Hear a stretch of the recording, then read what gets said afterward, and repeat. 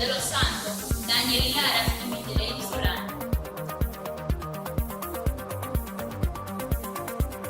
Saludos, mi nombre es Lady Solano. Esta vez estaremos hablando sobre la metodología de la historia, el aporte de Hempel y su teoría. Carl Gustav Hempel.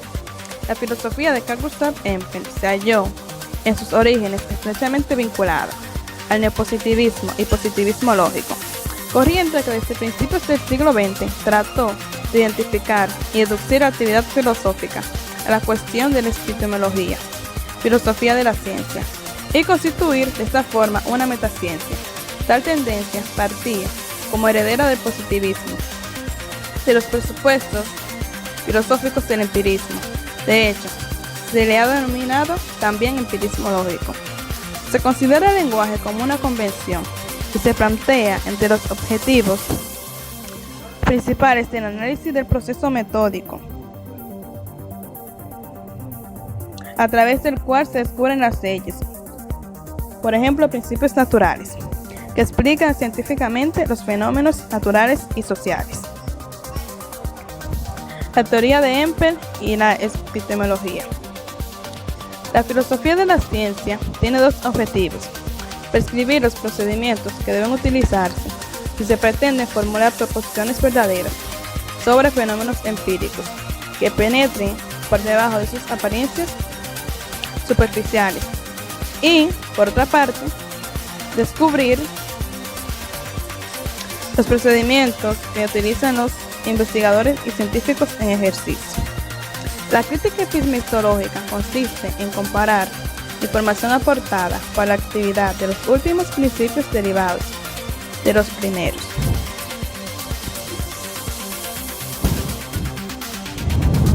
El ensayo de Hempel de 1942 sobre la historia es un ejemplo notable de ello. Hempel sostiene que hay un método universal de análisis, que se utiliza en las ciencias naturales. Es el único método de investigación que él afirma. Sostiene que el historiador hace investigaciones al azar. Uno de los propósitos de Hempel era poner en duda las credenciales epistémicas de dos formas concretas de explicación histórica.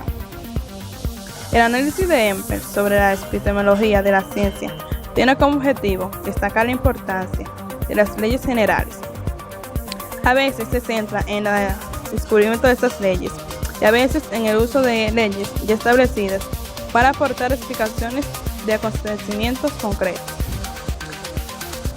Sostiene que cualquier explicación de un acontecimiento histórico entraña el uso de leyes generales que aportan la posibilidad de deducir que existen relaciones entre los fenómenos empíricos.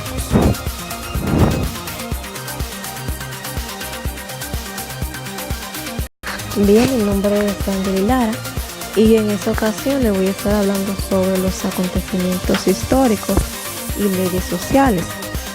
En los apartados anteriores hemos hablado de fenómenos y acontecimientos históricos sin aportar ninguna definición de ellos. Esto no es tan simple como pueda parecer a primera vista. Debemos saber que un acontecimiento histórico es un evento que tiene una cierta trascendencia. Histórico, por su parte, es aquello vinculado a la historia, pero que es recordado por el gran auge que tuvo en ese tiempo para que hoy en día aún lo recordemos. Un ejemplo de esto fueron los acontecimientos que se produjeron en Pearl Harbor en la mañana del 7 de diciembre del año 1941, donde la marina japonesa atacó la flota estadounidense, la cual estaba anclada en Hawái. El ataque duró 2 horas y destruyó 4 viejos acorazados y otros buques de guerra. Hubieron más de 2.000 soldados muertos y esto impulsó la entrada de Estados Unidos a la Segunda Guerra Mundial. Los acontecimientos nos llevan consigo como fenómenos históricos, descripciones narrativas. Algunos historiadores diferentes lo describirán de forma diferente, asumiendo cada uno una perspectiva distinta para su narración. Cada afirmación que se formula sobre los acontecimientos es una afirmación histórica, puesto que todos los acontecimientos tienen una ubicación temporal. Ni siquiera el historiador metafísico puede escribir sobre la historia en sí, aunque puede utilizar a menudo un lenguaje del que seduzca lo que está haciendo. El hundimiento de la bolsa en el año 1929 es un acontecimiento histórico bastante definido. A este acontecimiento se le llamó el Jueves Negro, el cual tuvo lugar el 24 de octubre del año 1829, día en que dio comienzo a la caída de la bolsa en Nueva York. Produjo una situación de pánico que provocó la crisis en Estados Unidos. La historia narrativa del tipo tradicional evita esos problemas en una medida considerable. El problema de las categorías genéricas no se plantea si el historiador se limita a relatar los acontecimientos que suceden en un tiempo y en un lugar específico. La historia de la guerra entre Inglaterra y Estados Unidos en el año 1812 puede escribirse sin necesidad de referirse a guerra como un fenómeno social genérico. Esta guerra, también llamada Guerra Angloamericana, fue un conflicto entre Estados Unidos contra Reino Unido y sus colonias canadienses que se desarrolló entre el año 1812 y el año 1815. Esos enfrentamientos se dieron por mar y se dieron por tierra también. Esto sucedió en el momento que el Reino Unido debía soportar un gran esfuerzo para hacer frente a la Francia napoleónica. El 18 de junio del año 1812, los Estados Unidos le declararon la guerra al fin de invadir los territorios canadienses pertenecientes al Imperio Británico.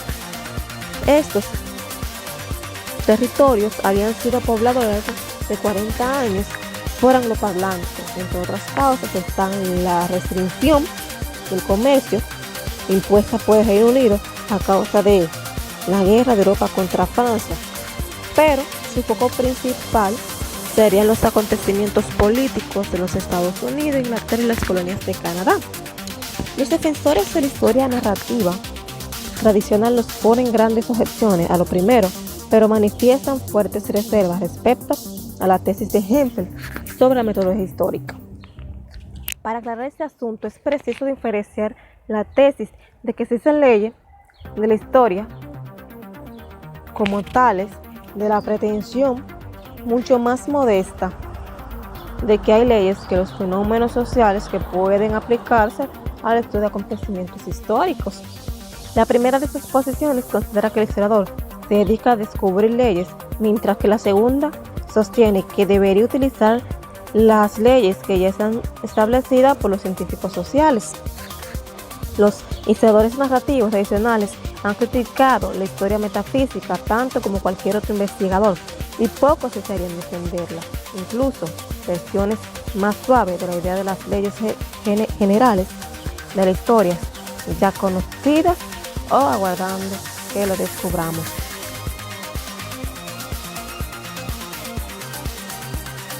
Buenas, les habla Marifel de los Santos y dentro del tema la metodología de la historia les estaré hablando sobre lo que es la historia de la metafísica. Esta expresión alude a la idea de que los acontecimientos del pasado son manifestaciones de un plan universal y que la principal tarea del historiador es captarlo.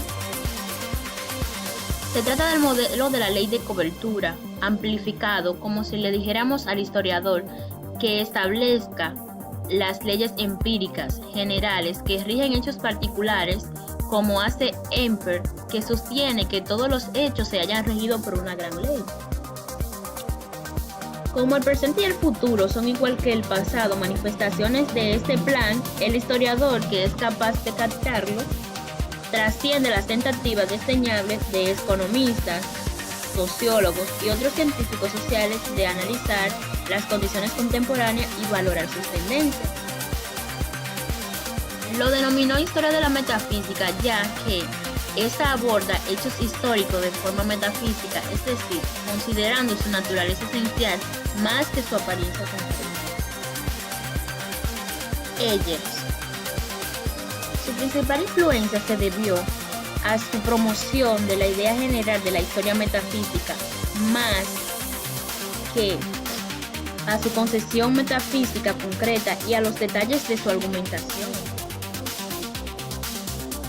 La mayoría de quienes se inspiraron en Eggers, como lo fue Marx y Engels, se sintieron como con libertad de formular sus propias teorías sociales o historia de la metafísica sin los elementos concretos del mismo. Eggers, en su idea, la astucia de la razón, que era una aplicación de argumento giambattista, donde se considera que los hombres tienen la libertad para actuar por los deseos que les motivan. Como seres sociales son parte de un plan cósmico, libertad y necesidad son una misma cosa. Después del discurso de René Descartes en 1637, la filosofía occidental se ha interesado mucho por el problema de mente-cuerpo, la existencia de dos tipos de fenómenos diferenciados y aparentemente inconexos: la conciencia del pensamiento humano por una parte y el mundo maternal por otra. Leibniz, debido a su concepción del orden armonioso, realizó dos soluciones. Una sostenía que la mente es en realidad materia, o sea, la conciencia es un fenómeno del cerebro material que no es categóricamente distinto de otras funciones filosóficas ni en realidad de cualquier fenómeno del mundo no orgánico. Y la otra sostiene que la materia es en realidad mente. Hasta fenómenos no orgánicos como la atracción gravitatoria entre masas. Para los románticos, un defecto primordial de la filosofía mecanicista era que negaba la libertad humana.